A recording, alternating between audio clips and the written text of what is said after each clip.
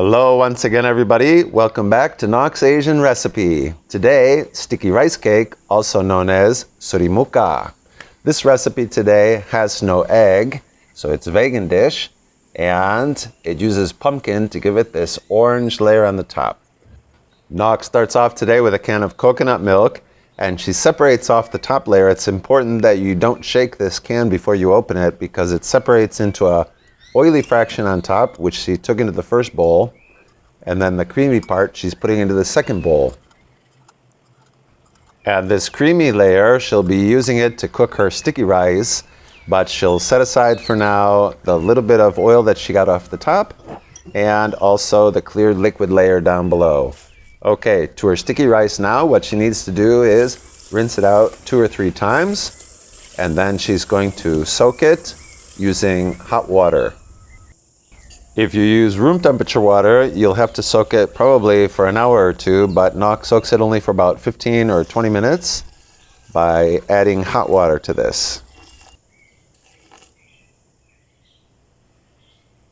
So while her rice is soaking, Nock has gathered some pea flowers from her garden, and she'll separate out the flower from the stem, and these she'll also soak in hot water. Some people might cook these, but there's really no need. Just soaking them in hot water also for about 5 to 10 minutes, that will be fine. The water that she gets from the pea flowers is going to give her the color for the sticky rice portion of her dessert. And now she moves on to her pumpkin. She's got about 600, 700 grams of ayote squash here, also known as pumpkin, I guess, in English. And so she's going to cut it into manageable pieces and peel it.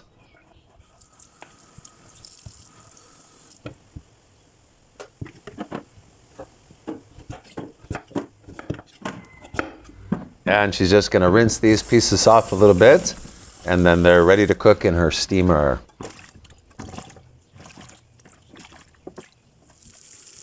So she's preparing her steamer to cook her pumpkin in, and she only needs to cook it until it's a little bit tender. So now her sticky rice has been soaking, and she's just going to drain it out. No need to clean it again. And now she's ready to cook her sticky rice, which has been soaked and drained. And she's going to add to this the coconut cream, which was the middle fraction, right? Then a little bit of water just by rinsing out the bowl that had the coconut cream in there. Don't want to waste any of that. And as she starts to cook this, she's going to add little by little then the water from her pea flower extract.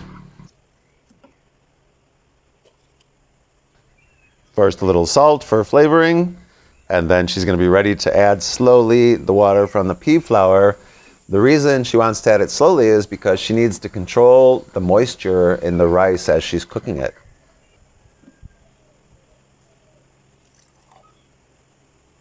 And you can see what a beautiful blue color the water has turned by soaking the pea flowers for 5 or 10 minutes in hot water.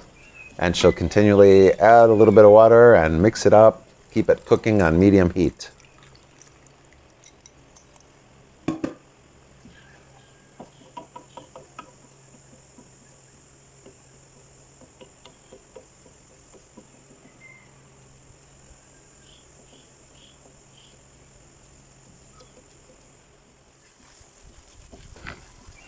And the idea here is not to fully cook the rice. It's still kind of hard. It's just been pre-cooked, and of course now she's incorporated in this wonderful color, a splash of vanilla extract. Then mix it all together, and then she's going to pour it out into this tin, and she will continue to cook it by steaming it.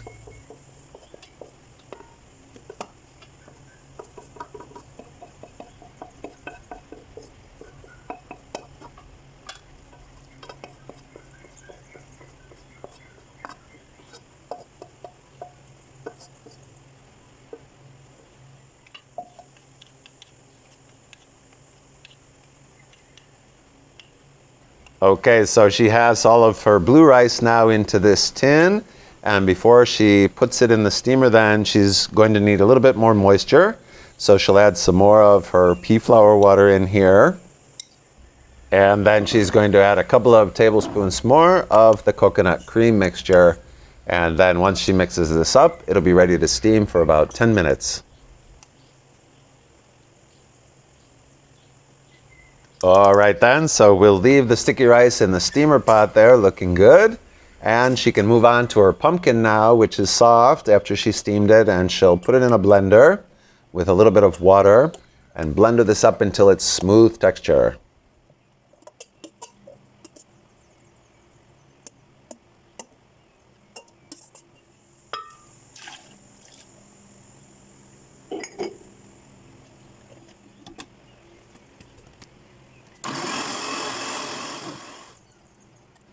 Great, and you can see the texture of her pumpkin out of the blender. It's sort of a puree.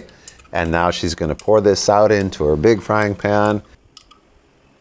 And then she'll rinse out her blender and use that water to get some more moisture in here and not leave any of this delicious pumpkin mix behind. Great color, great flavor of this pumpkin. And now she'll be ready to start adding other ingredients. 200 grams of brown sugar. And then she's going to add 50 grams each of cornstarch and wheat flour. If you wanted this to be gluten-free, of course, you could use rice flour instead of wheat flour. And please note that she hasn't started heating this up yet. She's only got her pumpkin and mixing in these other dry ingredients. And then when she has it homogeneous, she'll start to heat it up. And now she's adding the coconut fraction, which was the little oil on the top and the water from the bottom of the can. She'll whisk it up to try to get out all of the glumps.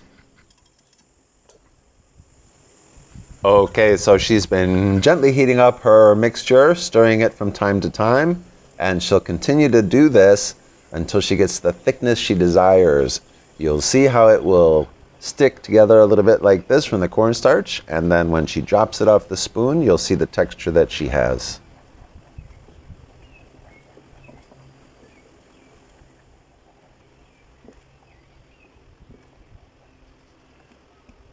And there, okay, it's ready. Wonderful texture. And now she's ready to go back to her sticky rice, which has been steamed. And she's got a round tin for baking, which she's going to coat with a layer of oil. And then she's going to proceed to press her sticky rice mixture down into the tin.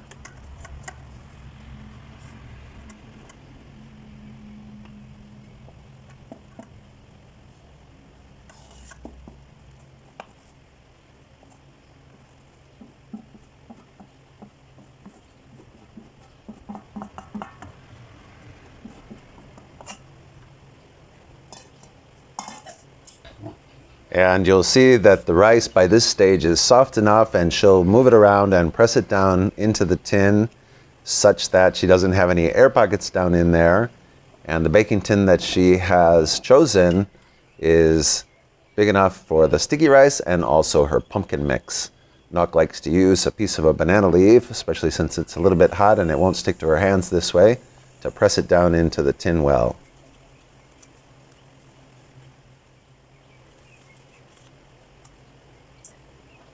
Now she's going to proceed to pour her pumpkin mixture on top and fill up this baking tin. She's going to get it in the steamer again, and it'll go for about 5 to 10 minutes. After that, it'll be ready to cool down and serve.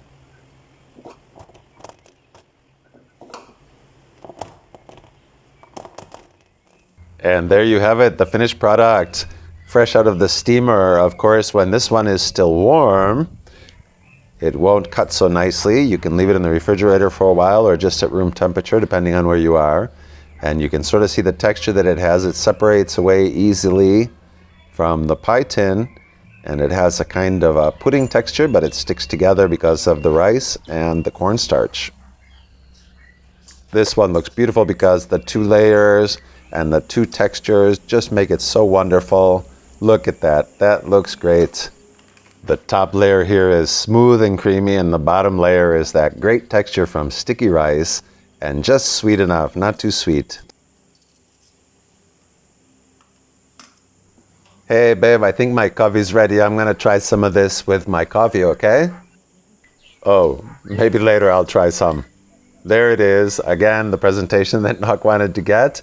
You can see how wonderful this is, served on top of our decorative banana leaf.